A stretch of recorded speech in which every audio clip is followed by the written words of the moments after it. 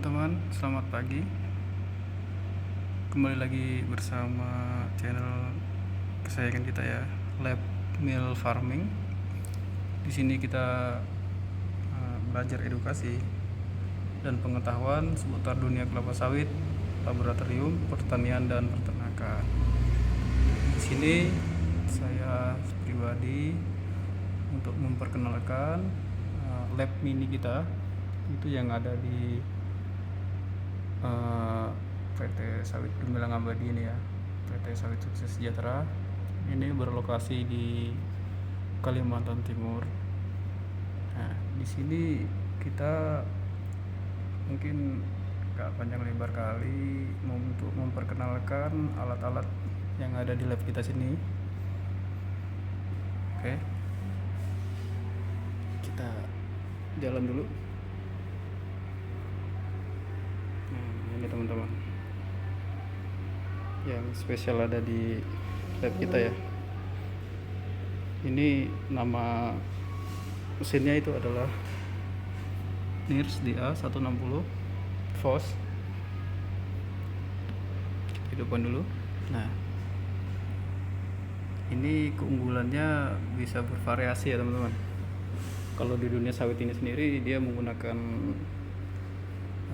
alat NIRFOS ini sebagai pendukung untuk cek kadar minyak, EFA, noise, dobinya. Di sini ada nampak teman-teman ya, bisa kita lihat dulu. Jadi di sini alat ini super praktis lah kita bilang. Super praktisnya menggunakan ada beberapa wadah ini bervariasi ya teman-teman ya. Ini menggunakan wadah dia sendiri guna untuk mempertajam pengenalan analisa dia sendiri. Kita lihat dulu. Ini namanya small cup. Ini namanya larcup. Ini namanya larcup. Larcup ini gunanya untuk menganalisa komposisi. Nah, di sini sendiri ada kita menunya. Menu di sini komposisi itu bisa menganalisa kondensat, COT, underflow, CST, reclaim tank, sand cyclone, oil gutter, oil bundress dan banyak lagi. Cuma di sini ya bisa kita lihat cuma ada beberapa aja menunya. Cuma untuk pendukung-pendukung lain itu bisa kita masukkan juga di sini untuk beberapa sampelnya. Nah, terus untuk CPO sendiri di sini ada variasi ya teman-teman ya, bisa dilihat ya. Kalau untuk kernel pun bisa juga nih teman-teman. Kalau untuk komposisi sendiri tadi kita balik dulu, itu ada namanya larcup. Ini teman-teman ya, ini namanya larcup. Larcup ini sebuah wadah yang berisi ya lumayan lah, kurang lebih 100 ml. 100 ml ini enggak juga kita fullkan kali lah, agak-agak setengah dikit. Ini kan ada nampak nih tuh, nampak wadahnya. Nah, nanti di sini kita masukkan sampel tersebut. Di situ ada metode penganalisaannya ada di sini. Sini ya teman-teman ya, kita bisa lihat menunya. Kalau tadi kan komposisi itu, nah ini macam-macam nih komposisinya, variasi teman-teman. Nah, kalau kita mau ngecek di sini, kalau untuk PT kita cuma ada beberapa untuk penunjang analisanya lah. Nah, analisanya tersebut itu nanti kelihatan nampaknya kadar minyaknya berapa, mongisnya berapa, selatnya berapa, emulsi sendiri ada berapa juga di sini kan. Semua lah kelihatan di sini. Nah, dan di sini pun tidak akurasi sedemikian rupa lah seperti yang kita metode analisa manual. Coba di sini untuk melihat kadar referensi seperti ini, dia kan butuh data nih teman-teman. Data itu tersebut masuk ke server kita, bisa langsung dimonitoring melalui atas. Nah, jadi min plusnya adalah di sini sebuah alat ini. Oke teman-teman ya, kembali lagi ke kernel. Nah, kernel ini dia bisa dianalisa menggunakan alat ini. Ini namanya tadi, ini larcup, ini small cup. Nah, small cup ini mungkin sama lah, ada mode apa juga tuh ya, sama juga. Ini mode pembacanya kayak semacam apa ya, chip mungkin ya. Small cup ini lebih kecil lah daripada larcup tadi. Nah, jadi ini pergunanya untuk metode analisa juga. Ini analisanya bervariasi juga, sama ada di bunker silo, kernel gudang, kernel produksi, CPKO, dan masih banyak lagi lah. Karena kita di sini cuma segini aja untuk menunya. Kalau untuk penambahan tersebut itu bisa nanti dilakukan sama yang punya alat ini juga. Nah, smart cup ini bisa dianalisa pakai kernel, NAT pun bisa juga, CNAT. Nah, itu bisa pembacanya bisa kelihatan dari sini. Nanti dia menunya bisa kita lihat juga di sini. Sama aja teman-teman. Nah, kayak di sini kan ada nih kernel gudang, pengarungan, kernel silo, kernel produksi, KSB. Nah, dalam menu tersebut ini bisa kita tambahkan juga teman-teman, sesuai sama PT kita ya.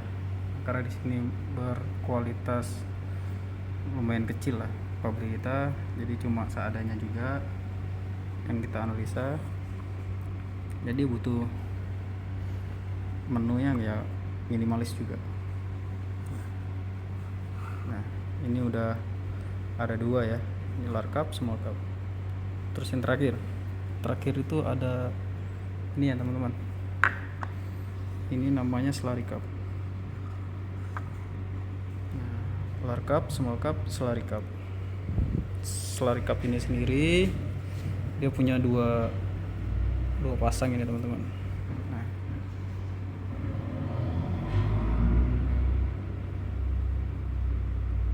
ini slurry cup ini modenya dia bisa ngecek kadar FFA kita, kadar FFA, muis, sama dobi. Jadi lewat alat ini, nah, dia kayak gini teman-teman. Nanti kita masukkan sampel, tutup, cep, ya kan. Nah, jadi ini tinggal kita analisa. Nah, terus kita analisa ini kan ada nih, nampak nih. Nah, jadi nanti kita pasang cara model analisa ya teman-teman ya, seperti ini teman-teman.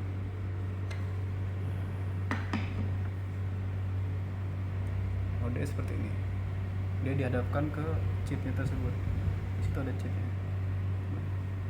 Nanti nggak perlu terlalu kita tekan pelan-pelan aja. Di sini kita bisa lihat menu untuk CPO sendiri. Nah, ini tergantung sama apa kita ya, sama produksi pabrik kita sendiri. Nah, kalau untuk produksi pabrik kita sendiri seperti ini ya teman-teman ya. Nah, untuk yang lain kayak kondensat ya kan, kalau mau lihat EFA nya, kalau untuk ada yang punya backplate atau separator leg face atau decanter leg face, itu bisa juga kita scan di sini karena ini alatnya serbaguna. Kalau untuk pembandingnya, untuk EFA nya ini sendiri itu bisa kita sesuaikan sama analisa manual kita. Nah, ini semuanya sebenarnya sama metode analisanya. Kemarin kita metode analisanya mulai dari CPO produksi ini kita sambungkan semua ini, jadi sama semua, cuma ada kamar seperti ini mempermudah kita menarik data di bagian server ini nanti teman-teman. Nah, karena alat ini bisa masuk ke internet langsung, jadi metode analisa apa yang kita lakukan itu udah ada semua di sini teman-teman. Nah, kita sinkronkan, nanti data-datanya udah bisa kita ambil. Nah, keunggulannya alat ini ya seperti itulah teman-teman, dia bisa mengkoneksi data sendiri seperti ini ya. Jadi data-data apa yang kita masukkan itu semua udah terkopi di server mereka sana. Nah, seperti ini Ini udah masuk, udah terupload, tapi dia udah bisa masuk ke servernya teman-teman. Ini untuk alat nir kita ya, kurang lebih untuk mempermudah inilah ya sistem kinerja. Kalau untuk masing-masing PT mungkin masih ada juga yang pakai kayak gini, ada juga yang manual. Seperti kita kayak gini kan udah bisa terpantau lah, min plusnya ada juga ya, terpantau sama apa kita yang di atas lah, biar bisa mempermudah sama apa ini sendiri, alat ini sendiri. Biasanya kan kita pakai ada yang namanya alat-alat EWPA seperti ini, kayak buret, kayak larutan nifalnya sendiri, infiltrasinya, kayak sini semacam ya Pak. Kalau dulu seperti ini pun masih kita lakukan untuk tipe akurasi. Sekiranya kurang menurut kita kurang ini FFA nya, jadi kita coba tes untuk yang manual juga itu sendiri teman-teman. Jadi manual ini masih berfungsi juga di PT kita, namun di sini kebanyakannya ya masih pakai seperti inilah. Jadi metodenya seperti inilah teman-teman ya, untuk sedikit lah bagian dari apa kita alat kita ini nirnya. Kalau memang sekiranya ada yang mau bertanya atau ada yang mau apa, nanti bisa kita lewat komentar juga. Kurang lebihnya saya pun masih tahap belajar juga teman-teman ya. Ini gunanya buat kipas ini karena kalau cuma AC aja teman-teman, ini masih panas. Nah jadi kita hantam dulu sama kipas juga di sini ya, bagian apanya biar kurang panasnya ya. Karena ini 24 jam kita ngolah, kita gas terus nih. Iya. Oke teman-teman ya, mungkin itu aja singkat apanya pengetahuan saya sama mesin Nirvos ini. Kira ada yang mau ditanyakan nanti bisa lah nanti ya di komentar teman-teman. Kurang lebihnya kalau saya ada ucapan kata yang mungkin kurang apa ya, mohon dimaklumi ya teman-teman ya, karena di sini saya masih belajar juga untuk dunia lab. Karena mode-mode seperti ini mungkin di PT-PT yang lain mungkin ada yang berbeda juga seputaran lab ini.